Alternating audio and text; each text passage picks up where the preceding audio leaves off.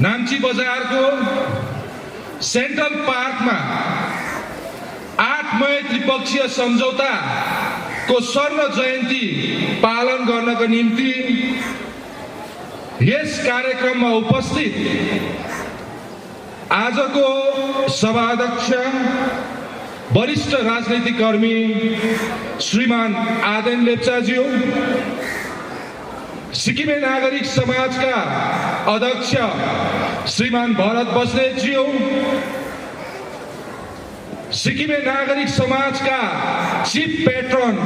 श्रीमान छितेन टासी भुटियाज्यू, त्यसरी नै पूर्व मन्त्री एवं वरिष्ठ राजनीतिज्ञ अनि सिक्किमे नागरिक समाजका सल्लाहकार श्रीमान के उप्रेतीज्यू लगायत विभिन्न संघ संस्थानलाई प्रतिनिधित्व गरेर आउनुहुने सिक्किम प्रेमी महानुभावहरू, आज नाम्ची बजारमा प्रशासनको तर्फबाट खटाइएका हाम्रा पुलिस दाजुभाइ दिदीबहिनीहरू, गाउँ घरबाट कसै सब्जी बेच्नको लागि, कोही सब्जी किन्नको लागि आज हात भर्न आउनुहुने सम्पूर्ण सिक्किमे परिवारका मेरा दाजुभाइ दिदीबहिनी अनि साथीहरू लगायत प्रेस एन्ड मिडियाका मेरा साथीहरूलाई म मेरो व्यक्तिगत तर्फबाट र सिक्किमे नागरिक समाजको तर्फबाट हार्दिक न्यानो अभिवादन जनाउन चाहन्छु। सिक्किमको इतिहासमा पहिलो पल्ट सिक्किमको जनताले सिक्किमको राजनीतिक भविष्यको निर्णय लिने अधिकार पाएको दिन, एक मान्छे एक भोटको अधिकार पाएको दिन र सिक्किमको महाराज छोग्याल भारतको प्रतिनिधि र सिक्किमको राजनैतिक पार्टीहरू जसले तपाईँ हामीलाई प्रतिनिधित्व गर्दै थियो, उहाँहरूको बीचमा भएको यस 8 मई त्रिपक्षीय सम्झौता पछाडि आज यो 50 वर्षको अन्तरालमा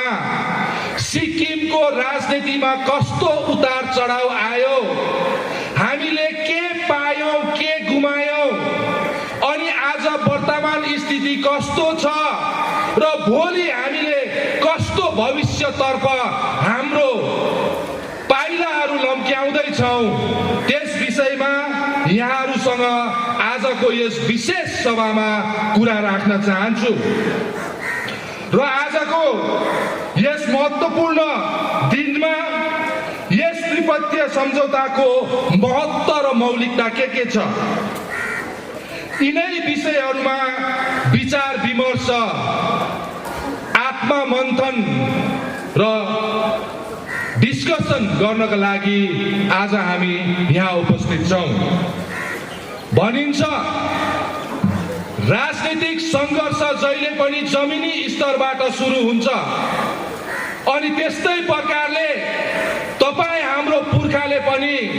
1973 सालमा सिक्किममा प्रजातन्त्र ल्याउनको लागि, सिक्किममा कतिवटा नमिलेको कानुनहरू दुरुस्त पार्नको लागि र एक मान्छे एक भोट हुनुपर्छ भन्ने नाराको साथमा तिनताकको शासकको विरुद्ध जनआन्दोलन गरेको थियो। अनि त्यो जनआन्दोलनको फलस्वरूप 1973 सालको 8 मेमा त्रिपक्षीय सम्झौतामा सिक्किम र सिक्किमेको भविष्य कोरियो। आधारभूत मानव अधिकार र स्वतन्त्रताको धरातलमा कोरिएको यस त्रिपक्षीय सम्झौता सार्वभौमिक वयस्क अधिकार अथवा युनिभर्सल एडल्ट फ्रेन्चाइजीको अधिकारलाई स्थापित गर्दै सिक्किममा एक मान्छे एक भोटको आधारमा चुनाव हुने र एक्जिक्युटिभ काउन्सिल गठन हुने सम्झौता भयो। साथै यो सम्झौतामा सबैभन्दा प्रमुख, सबैभन्दा इम्पोर्टेन्ट छ, म आज त्यो बुदालाई मात्रै तपाईहरुको अगाडि राख्न चाहन्छु। र त्यो बुदा चाहिँ के हो भने भुटिया लेप्चा मूलको सिक्किमे र नेपाली मूलको सिक्किमे जसभित्र चोम अनि अनुसूचित जातिहरू सम्मिलित थियो, उनीहरूको हक हित र अधिकारको पूर्ण सुरक्षा हुनेछ भनेर यो सम्झौता भित्र कोरियो। अनि यो सम्झौता कोरिँदाखेरि चाहिँ सबैभन्दा ठूलो दायित्व भुटिया लेप्चा मूलको सिक्किमे अनि नेपाली मूलको सिक्किमे लगायत चोम समुदाय अनि अनुसूचित जाति भित्र पर्ने कामी दमाई सार्की समुदायको चाहिँ राजनीतिक हक अधिकार, सामाजिक हक अधिकार, आर्थिक हक अधिकार, शैक्षिक हक अधिकार यो जम्मै सुरक्षा हुन्छ भनेर चाहिँ भारत सरकारले जिम्मा लिएको थियो। भारत सिक्किम मैत्री सन्धि 1950 देखि एउटा प्रोटेक्टरेट अथवा संरक्षित राज्य भएको कारणले गर्दाखेरि भारतले यो दायित्व लियो। जब 1973 सालमा त्रिपक्षीय सम्झौता कोरियो, त्यो त्रिपक्षीय सम्झौता भित्र चाहिँ यो जातिहरूको विशेष रूपमा सुरक्षाको कुरालाई कोरियो अनि हस्ताक्षरित भयो अनि त्यो एग्रिमेन्ट इस्ट्याब्लिस भयो। त्यसपछि 13 अप्रिल 1974 को दिन सिक्किममा वन म्यान वन भोट अन्तर्गत आम चुनाव सम्पन्न भयो, जसमा स्वर्गीय काजी लेन्डुप दोर्जी खाङशेर्पाको नेतृत्वाधीन सिक्किम राष्ट्रिय कांग्रेसले 32 सीटमा 31 सीट जितेर एक्जिक्युटिभ काउन्सिल अथवा सिक्किम विधानसभा गठन गर्यो। यो म तपाईहरुलाई आज यस भूमिबाट सिक्किमको सम्पूर्ण युवाहरूलाई यो कुरा भन्दैछु, एक-एकवटा पोइन्ट वाइज, डेट वाइज, कहिले कता के कस्तो भारतको सिक्किमको विधानसभा भित्र के भयो, भारतको संसदमा के भयो, त्यसको वृत्तान्त कुरा म आज यहाँ तपाईहरुसँग राख्न चाहन्छु। कारण सिक्किमको युवा समाजले यो जम्मै इतिहासको कुराहरूलाई सठिक रूपमा बुझ्न नसकेको कारण नै आज सिक्किमको युवा दिशाहीन छ। सिक्किमको युवा नशालु पदार्थमा छ, सिक्किमको युवा जाँड रक्सीमा छ, सिक्किमको युवा कसिनो जुवा तासमा छ। किनभने इतिहास बुझेको छैन र वर्तमानमा इतिहास नबुझेको कारणले वर्तमान के हो त्यसको सठिक अनुमान लाउन सकेको छैन। त्यसकारण हामी अन्धकारमय भविष्यतिर लम्कँदैछौँ। त्यसकारणले गर्दाखेरि आज यो मेरो दायित्व र जिम्मेवारी हो कि मैले बुझेको कुराहरू, मेरो अनुसन्धान भित्र देखा परेको कुराहरू मैले सिक्किमे समाज र सिक्किमको युवा पिँढीसँग बाँड्नै पर्छ भन्ने अभिप्रायले म यो कुराहरू तपाईहरुको अगाडि राखिरहेको छु। 1974 को मे महिनामा राम्रोसँगले सुनेर जानुहोस्, सिक्किम विधानसभाले काजी साहबको सरकार गठन भइसकेपछि सिक्किम गभर्नमेन्ट बिल 1974 लाई सर्वसम्मति साथ पारित गर्यो। भारतको राजनीतिक संस्थामा सिक्किमेको पनि सहभागिता 8 मे 1973 को सम्झौता भन्दा अगाडि सिक्किमले भारतको पार्लियामेन्टमा प्रतिनिधित्व अथवा रिप्रेजेन्टेसन दिनु पाएको थिएन। अनि यो गभर्नमेन्ट अफ सिक्किम एक्ट 1974 भित्र चाहिँ सिक्किमले पनि भारतको संसद भित्र, भारतको पार्लियामेन्टमा प्रतिनिधित्व अथवा रिप्रेजेन्टेसन पाउनु पर्छ